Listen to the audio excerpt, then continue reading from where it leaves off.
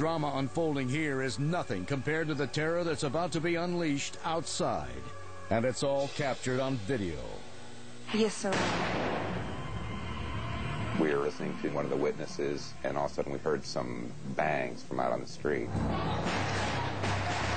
Rapid-fire gunshots, fear and confusion in the courtroom.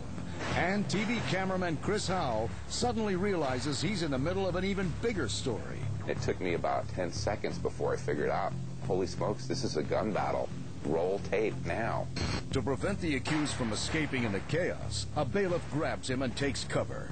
Hysteria sets in as automatic rifle fire strafes the building from the street below. It's just like a cannon. It's like pow, pow, pow. It rang throughout the entire square.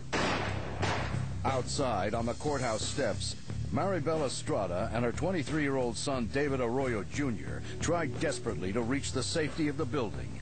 Maribel is here hoping to resolve issues from an ugly divorce that's left her ex-husband, David Arroyo, enraged.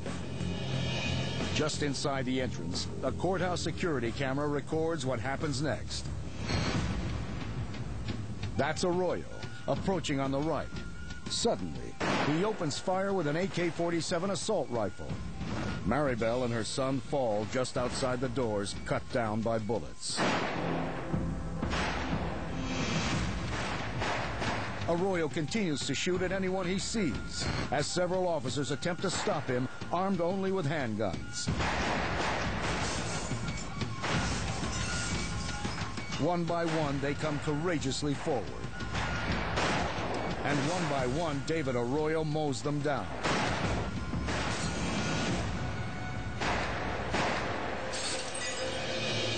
Upstairs, cameraman Chris Howell ventures from the courtroom into a corridor to videotape the shooting. I saw two bystanders come running up the stairwell from the first floor, and the look on their face was extremely distressed. I took maybe another step, and I heard more gunfire, bang, bang, bang, bang. And that's the point where, I reached my own personal fear level. Fearing for his life, Howell ducks back into the courtroom. On the street, Arroyo reloads and the gun battle continues. The outgunned cops desperately radio headquarters for backup. Sergeant Rusty Jacks, an expert marksman, grabs his rifle and races 7 blocks to the courthouse.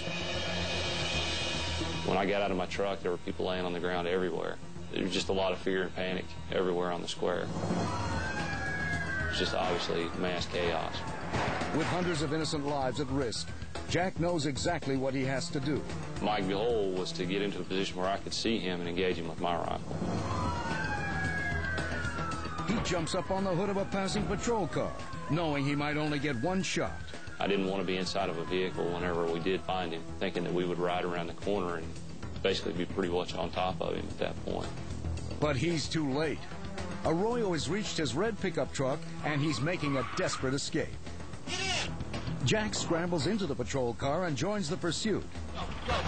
First through the streets of Tyler, then onto the highway, reaching dangerously high speeds. I knew most of those units were single-man units, and most of them probably didn't have a rifle or a shotgun in their car. But Jack's does. A Colt Command AR-15 rifle, designed for sharpshooting. I knew that I had the equipment to deal with the situation if I could ever get into a position where I could see and get a clear shot at David Arroyo. Suddenly, a patrol car driven by Deputy Sheriff John Smith speeds past and closes in on Arroyo's truck.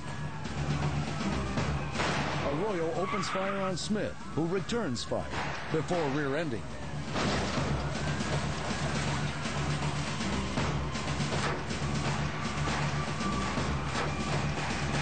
Arroyo jumps out, enraged. And Sergeant Jack sees the opening he's been waiting for.